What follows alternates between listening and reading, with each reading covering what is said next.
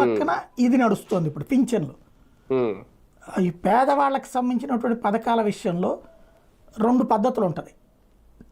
Chandrababu Telugu Desam style of functioning ఒకటి, అన్ని rules పాటించాలంటారు, నీకు సంపూర్ణ అర్హత ఉంటేనే అన్నటువంటి రూట్లోనే ఉంటారు వీళ్ళు.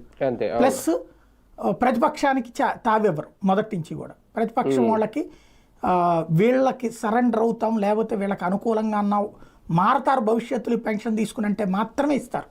ఇదివరకు కూడా జరిగింది అదే.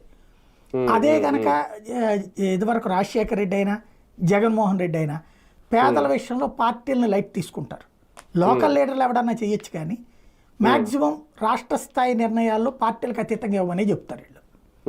ఇళ్ళైనా మీకు అంతే, చూడండి, అబ్జర్వ్ చేయండి.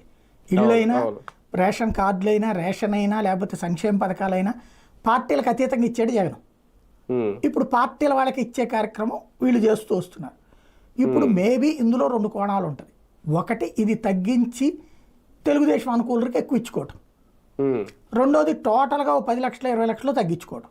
రాష్ట్ర భారం సంపద సృష్టిలో భాగంగా ఈ ఖర్చులు తగ్గించడం. రేపు పొద్దున్న దీని మీద మళ్ళీ మీకు పుంకాను కథనాలు వస్తాయి. జగన్ వల్ల ఇంత దోచిపెట్టేశారు పింఛన్ల విషయంలో, దాన్ని ఆపేసి చంద్రబాబు నాయుడు సంపద సృష్టించారు.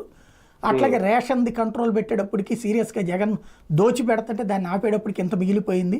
ఇది పరిపాలన.